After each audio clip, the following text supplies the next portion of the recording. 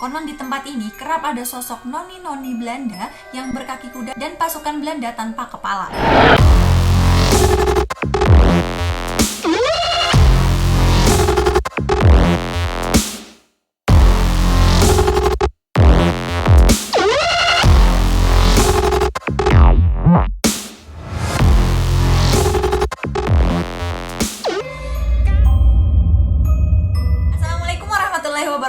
Hai deh, ketemu lagi bareng gue, Sofia Chow.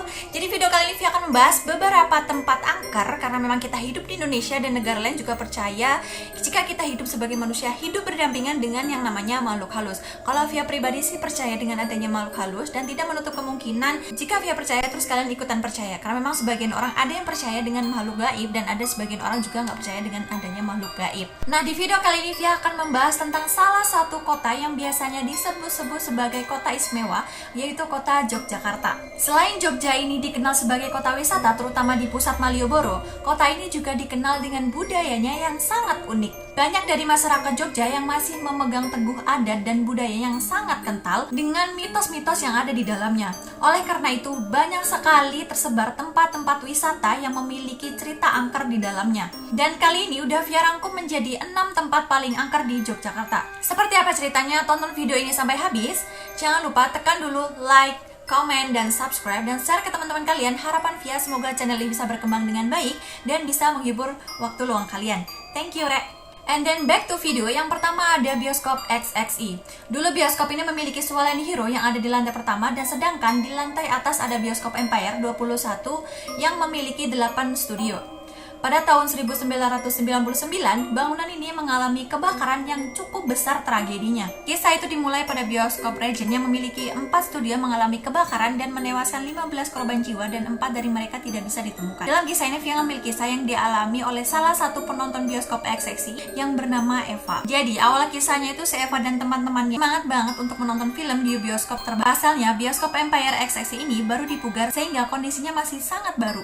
Jadi wajar kalau misalkan orang-orang pada ngantri mau nonton filmnya, karena memang penasaran mau nonton seperti apa sih bioskopnya gitu. Ia pun mengantri membeli tiket dan mendapatkan pertunjukan di jam malam, dan filmnya itu selesai pada pukul 11 malam. Selama menonton memang tidak ada kejadian mistis apapun, karena memang suasana di bioskop itu sangat ramai. Dan akan tetapi kejadian mistis justru dialami Eva yang terjadi di dalam toilet bioskop. Dia meminta izin ke kamar mandi, sementara kawan-kawannya tadi itu menunggu di luar. Suasana di dalam toilet memang enggak terlalu ramai, hanya ada 2 perempuan yang sedang membahas film yang ia tonton tadi itu, dan 1 orang yang baru keluar dari bilik kamar mandi. Si Eva ini kemudian masuk ke bilik kosong yang ada di tengah, sementara di bilik sebelah kirinya itu pintunya tertutup, jadi dia beranggapan bahwa di situ tuh ada orangnya.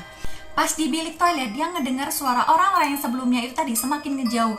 Itu artinya memang di situ tersisa si Eva aja. Terus tiba-tiba si Eva ini ngedengar suara langkah kaki yang masuk, dan pintu bilik sebelah kanan itu dibanting. Jadi dia mikirnya mungkin orang itu mungkin buru-buru kebelet mau masuk ke kamar mandi. Setelah selesai dan cuci tangan, dia mendengar suara guyuran air di bilik sebelah kanan tadi. Tapi pada saat itu dia nggak ngiroin. Jadi mikirnya dia ya bodo amat gitu kan. Tapi pas dia ini mau keluar kamar mandi, dia ngerasa suasananya kok semakin hening, suasananya semakin beda.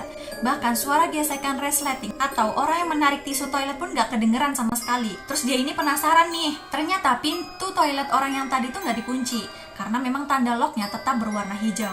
Pas diperiksa, biliknya itu ternyata kosong. Ya pasti si Eva ini merasa ketakutan kan, karena memang tadi tuh dia ngedengar bahwa di situ ada orang masuk. Terus si Eva ini mau keluar, dia ketemu sama temennya yang bernama Putu. Dan si Eva ini nanya sama si Putu, lu mau ditungguin kagak? Nah jawabnya si Putu ini iya. Sambil menunggu si Putu, si Eva dengar bunyi guyuran air dan mikirnya dia ini udah mau kelar. Tiba-tiba si Eva ini ngedengar suara teriakan Putu dari luar toilet, yang katanya dia ini udah terlalu lama banget di dalam kamar mandi. Padahal kan tadi si Eva ngelihat kalau si Putu masuk ke kamar mandi kan.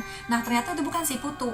Kedua, ada Benteng Vredenburg. Benteng Vredenburg adalah sebuah bangunan yang lokasinya berada di seberang Istana Kepresidenan. Bangunan tersebut merupakan salah satu bangunan yang menjadi lokasi wisata Jogja yang berada di Jalan Ahmad Yani atau di kawasan 0 km Yogyakarta. Bangunan ini dibangun sekitar tahun 1760-an, dan Benteng Vredenburg ini menjadi salah satu tempat wisatawan. Tak hanya bangunan kuno, tapi juga memiliki kisah-kisah mistis yang sangat menyeramkan. Konon di tempat ini kerap ada sosok noni-noni Belanda yang berkaki kuda dan pasukan Belanda tanpa kepala.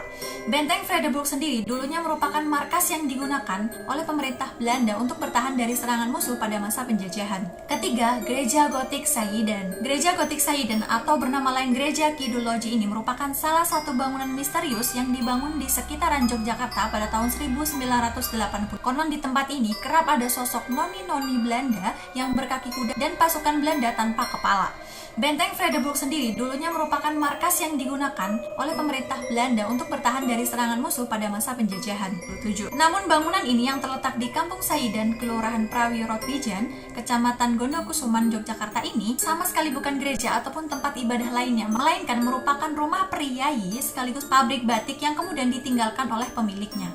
Lama-kelamaan bangunan ini menunjukkan aura kemistisannya, bahkan ada beberapa sumber yang menyatakan tak jarang penunggu bangunan ini menampakkan wujudnya pada penduduk ataupun wisatawan yang berkunjung untuk sekedar berfoto di sana.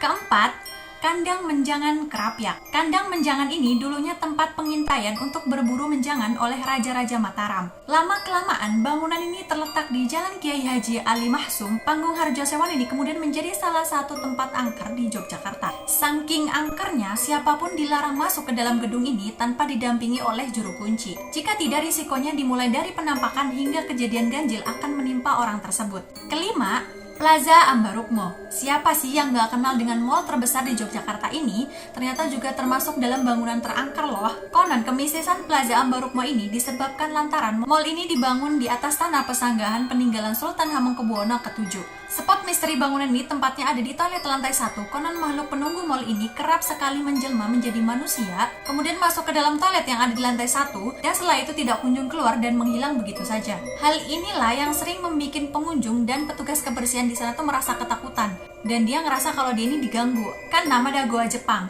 Goa Jepang terletak di Blambangan, Jokortito, Kabupaten Sleman, Provinsi Yogyakarta ini. Goa Jepang ini ditemukan di Komplek Wisata Alam Kaliurang. Pada masa penjajahan oleh bangsa Jepang, warga asing yang digunakan untuk tempat penjara dan menyiksa pribumi yang ngebangkang.